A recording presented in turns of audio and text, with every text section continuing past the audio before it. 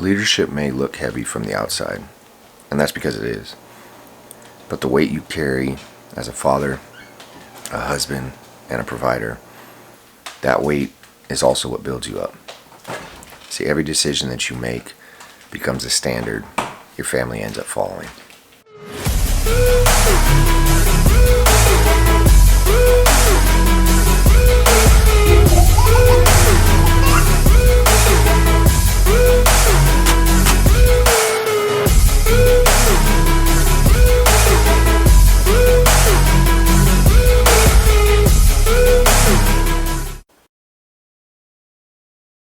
What is up, YouTube, and welcome back to another video. It is an early one this morning, currently 4:50.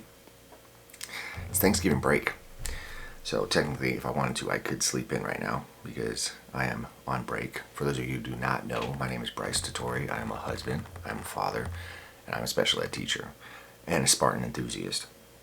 So this week we don't have school, so like I said, technically I could sleep in. My day always starts before the world wakes up, even if I am on spring break. And it's not because I'm better or I'm trying to be better than anybody else. I'm trying to be better than I was yesterday. But it's because as a leader of a family, you gotta wake up early just so that you can fit everything in that you would like to. And one of those things, I want to be healthy and live a long, happy life. So I need to work out. And one thing about being a father and a husband is I realize you don't get to wait until you feel ready to work out. You have to get up and move, because at the end of the day you technically have people depending on you, so you can't do things that you feel like doing. Because right now I feel like going back to bed, but we can't. So since it is an off day today, or I'm not on work today, I'm gonna do my morning routine, which you just saw. I basically have a snack and then I come in here and I always do my reading. So I got my daily devotional. Hold on. So the way my routine looks is I always start with my daily devotional, which is Jesus Listens. Really likes this one, or I really like this one. And then right after that I go into the Maxwell Leadership Bible. Again, you will see as you follow this channel, I am all about leadership.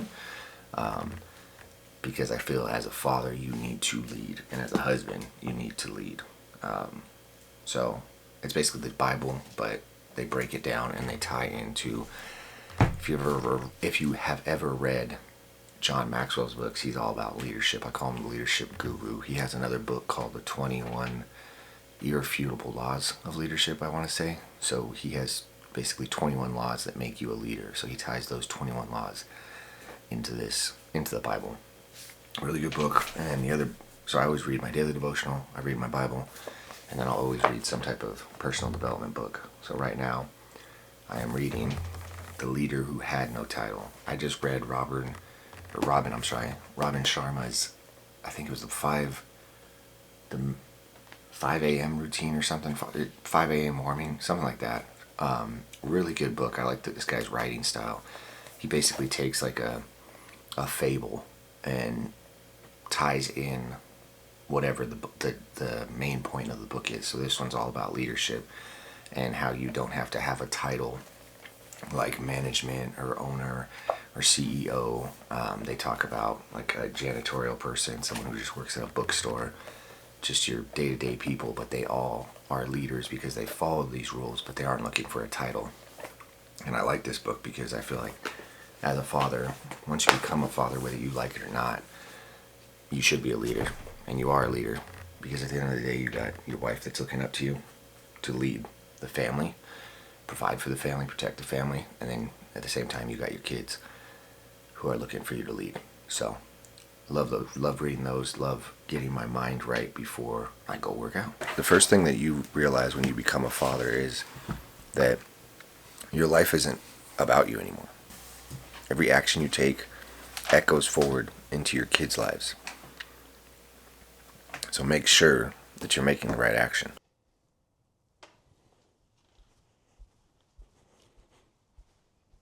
So when it comes to training as a father now, training isn't a hobby for me anymore. It's part of the leadership. It's part of the standard that I can set for my kids, because I realized that my kids need a strong father, not just mentally, but physically.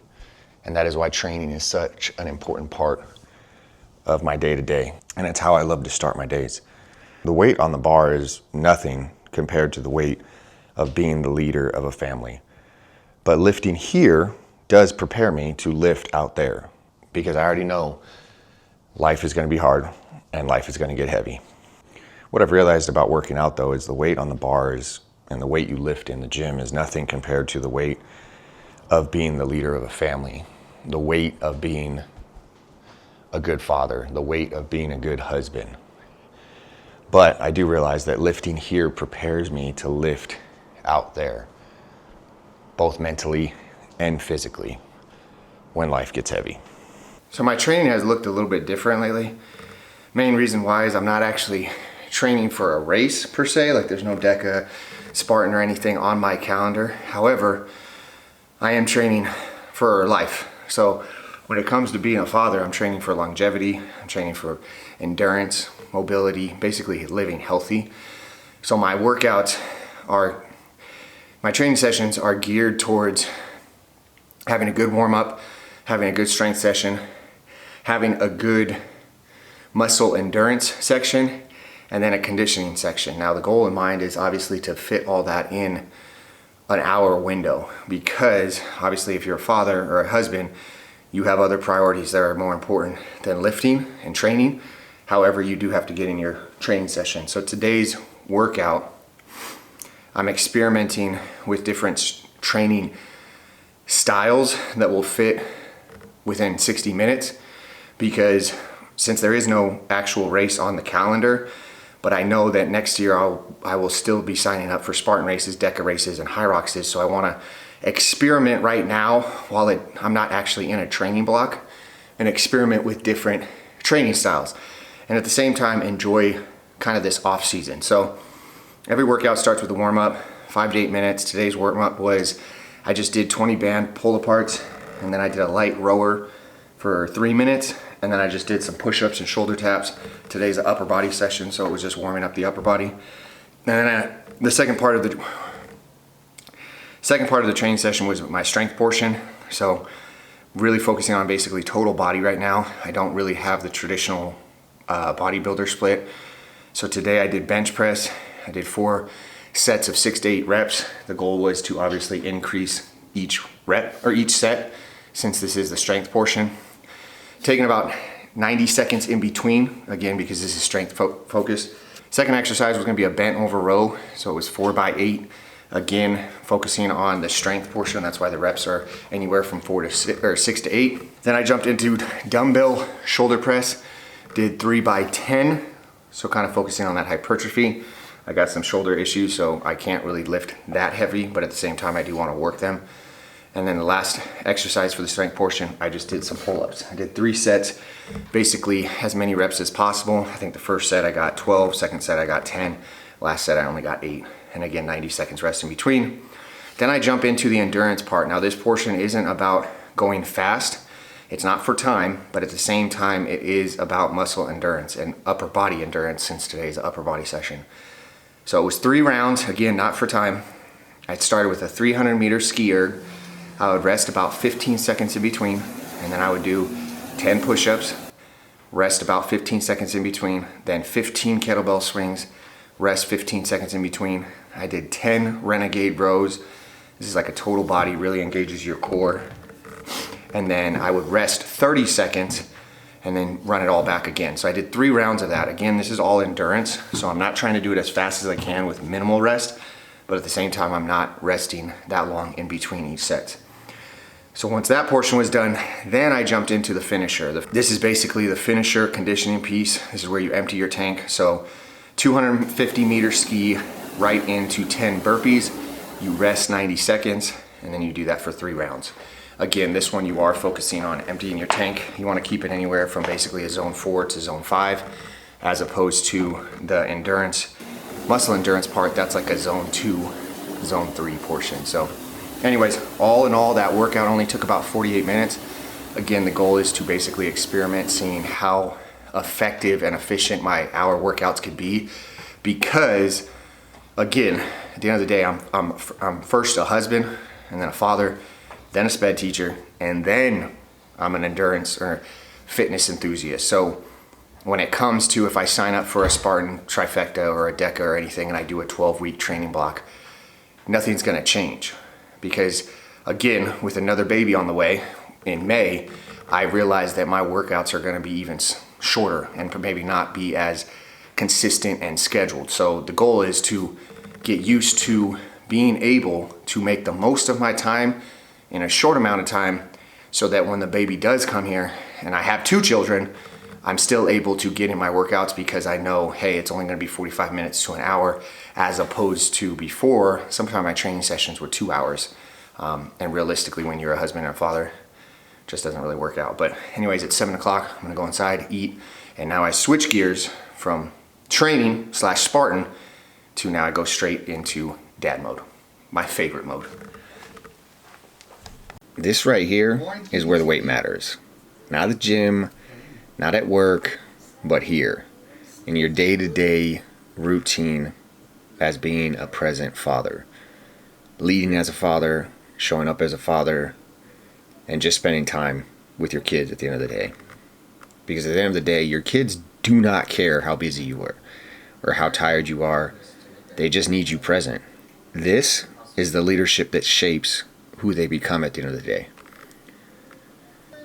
So recently, Cassie and I started homeschooling Adeline. She started back in August, and a lot of people have been asking me, how has it been going homeschooling? And I'm gonna be honest with you, I'm probably super biased. I think it's the best thing in the world. Is homeschooling for everybody? Obviously not, due to work schedules, and sometimes it just doesn't work. We're fortunate that it does work with Cassie's schedule. And it's funny because a lot of people, when teachers get into teaching, they get into teaching with the main idea, or for the main reason of, they all say they love that aha moment, that moment when the student finally gets it and you were a part of that. Well, that's what you get with homeschooling. I get to witness that aha moment every single day that I do school with my daughter, and I absolutely love it. I just love seeing her grow. I love seeing her get certain type of concepts. And when it comes to teaching, you don't have to be a teacher to homeschool your student. However, since I do have a teaching background, obviously it helps. And one of the things they teach us when it comes to being an effective teacher is you have to get to know all your students. And one of the reasons why you do that is because you need to know their background knowledge. You need to know their culture. You need to know what, they can relate to. Certain words you may teach them from the book, but they won't understand that. So you have to know all the diversities and everything about your students.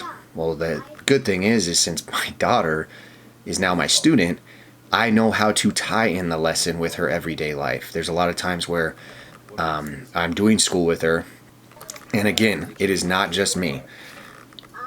Cassie does the majority of school, so I'm not just going to sit here and act like I do it all. Cassie does majority of it through the week. I pick up some of the slack on weekends, and then I review with my daughter during the week when I get home from work. So that's the schedule that works for us. Basically, Cassie does language arts and math with her, and then I'll do science and social studies with her on the weekends. And then, like I said, if schedules don't work out that we're able to do it Monday through Friday, then the good thing about it is I'm able to do it on the weekends with her, or at night, or the schedule is very flexible. But I'm able to tie in things that she knows. For instance, I'll be reading her a book, and I'll be able to say, hey, this is kind of like what we saw in Mammoth, or this is kind of like what Papa was talking about the other day, or hey, remember the other day? I know her background, so I'm able to tie in the lessons with her. Will we do homeschool for all of her grades? We don't know at that point. We're just taking it day by day. And sometimes it is rough. I'm not going to sit here and act like it's all rainbows and butterflies. Some days it is like, man, this is a lot. I'm tired. I know Cassie's tired being pregnant, working 2 to 3 days a week, and then still making time for homeschool. But it's obviously, that's part of the process. So when people ask, like, do you like homeschool? Our answer is yes. Is it difficult? Yes, just like regular school is. Another part of the reason why we do it is a lot of teachers will look at certain school, or a lot of parents will look at certain schools on what schools have the best record, what schools have the best teachers, and I don't really want to leave my daughter's education up to hopefully I get a good teacher. Because just like every field out there, there's there's bad nurses, there's bad doctors, there's bad cops, there's bad teachers. But if my daughter gets into a class where she has a bad teacher, that's my child's future that we're talking about. So knowing that obviously me and my wife are going to take her schooling very serious because it is my daughter's future, it eliminates that struggle that I see a lot of parents deal with of like, what school do I send my kids to? What teacher is the best what teacher is the best for my student at that time? So obviously public school, private school, they all have their issues, and homeschooling has their issues. So at the end of the day, you do what's best for you and your family, but homeschooling has definitely been a blessing so far. Now, when it comes to leadership in regards to your home, leadership isn't always loud. In fact, most of the time it looks like small, quiet things, like cooking a meal, cleaning up, carrying the invisible weight so your family doesn't have to, the chores, the routines, the thing that no one applauds. It's the choice that you make to serve, to clean, to cook, to make life easier for the people that you love. That's where character is built. Real leaders don't wait to be asked. They try to think of things to help out before their spouse asks, before their children ask. They want to show up. That's the kind of leadership that will shape your home.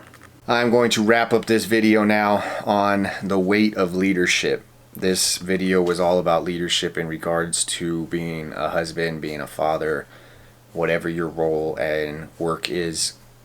You need to be a leader. If you are a man and if you are watching this, and like I said, if you are a husband, if you are a father, people are looking for you to lead. And I'm not going to sit here and act like leadership isn't a heavy weight. Leadership and leading your family is real. But the alternative, being passive and being inconsistent, that will cost your family far more than the weight of leadership. I truly believe that men aren't called to be perfect and fathers aren't called to be perfect. But we are called to carry the weight that we were designed for. So the hunt for a house still continues. We have not had any luck, but like we keep saying, we actually met the people that are buying our house today. See them, super sweet. And it was cool because we were kind of all on the same page. They said, they love our house, they want our house, yet at the same time they understand it's all in God's plan, it's all going to work out. And we were basically saying the same thing to them, like, yeah, we totally agree. We know it's all God's plan. We all said it's God's plan, and when it's going to work out, it's going to work out. So we're not really worried right now. Obviously, we do want a house. We got a son on the way. We need a little bit bigger place. Just going through the day-to-day routines that every family out there deals with when their family grows. When your family grows, like everything in life, you pray for certain things, and then when you get them, you pray for a house, because it's going to make things easier. Then you get a house and you realize, oh wait, I got to pay a mortgage, I got to pay insurance, I got to, get this. You get hit with certain fees that you have to pay a year that you didn't know came with a house, and now you're stressing about those. You want the perfect relationship where you think, when I get my girlfriend or when I get my wife, everything's going to be smoother and life's going to get easier. And then you get married and then you realize you got to keep a healthy marriage. So now more struggles present themselves. So every opportunity, everything that you pray works out. When you finally get it, it's really just more struggles. And that's kind of how life works. And there's nothing wrong with that. Like, that's the struggles that you currently have. Chances are you probably were praying for them at one point in your life. So right now we were praying that we would be blessed with another baby. And we got blessed with another baby and we're super excited. But now it's like, oh shoot, we kind of need a bigger house. So another struggle presented that. And I guarantee once we're praying that we get a house, we really want a house. And once we get a house, I guarantee we're going to get hit with random things that you never know. So we're not really stressing about it. I'm trying to be patient. As a leader, you do need to be patient, and that is something that I struggle with and something that I'm trying to work on. Anyways, hopefully, Thanksgiving is this week. Hopefully we have some news or something that we actually find a house that we like, but we both decided that we want to make sure that when we step into the house, we decide, like, this is the one, this feels right, this is where we want to grow our home or our family, this is where we want to hopefully spend the rest of our lives and never have to move again, because I'm not excited for that. I'm really not excited for having to move my entire gym, because if you think about it, it's literally just weight. So I think we're going to pay some movers for that. But anyways, this video, like I said, it was all about the weight of leadership when it comes down to being a father, being a husband, and whatever role you may have. So if you feel the weight, good. That means that you are a leader. So count your blessings. Thank God that He puts you in a position of leadership. I'm reading right now Samuel 2 in the Bible, and they're talking about just different leaders. They're talking about David, how he was a really good leader up until he basically made a mistake, and then that led to a downward spiral of leadership. Obviously, everything I'm reading right now is about leadership, so that's why I decided to make this video about it. But starting January 1st, I will be launching officially the NYAD school community. So it's already launched right now. I think we got a couple members in there. Basically gave them early access to kind of see what the community was going to be about and get some feedback so that I can improve it before January 1st. January 1st, it's going to launch with different tiers. There's going to be a free tier where basically you come in, you have access to the community, you have access to me, the daily posts, you can meet other, like-minded fathers like you. And then there's going to be the premium, that you pay a little bit for, and then you get access to, nutrition, you get access to my workout programs, you get access to a little bit more limited videos that you won't see on my YouTube channel. And then there's going to be a VIP, which I'm still debating on what that tier is going to look like. And then there is a possibility I'm actually going to offer one-on-one coaching to select few. I'm not taking on a lot. Like I said, I don't want to take away from my other roles in life, but at the same time, I do want to take on that journey of doing one-on-one coaching because a lot of people have been asking for it. So stay tuned for that. The 4 pillars basically we're focusing on in the NYAD community are going to be faith, fitness, finance, and fatherhood. Faith obviously being a religious background. We're tying in how important faith is when it comes to achieving your goals. Fitness, you already know I'm all about fitness. Finance, I'm not really talking about like money finance. We are going to obviously cover that. But I'm more talking about being mentally or being rich, as in living a rich, abundant life in regards to your mindset. That's where personal development, all the reading that I love doing, I'll share basically with you guys with that. And then obviously fatherhood, more stuff like this we will be diving into. And like I said, I am a big believer on having community and being around like-minded individuals. Just the select few that have been chosen to do the early access. It's crazy. We're already like seeing how much that there are people out there that have that same mindset. So that's really cool. So again, if that sounds like something you'd be interested in, then click the link below, check it out, and then we'll see you on January 1st. And then you guys already know the motto. Stay happy, stay healthy, and above all, don't be average. I will catch you guys next Friday.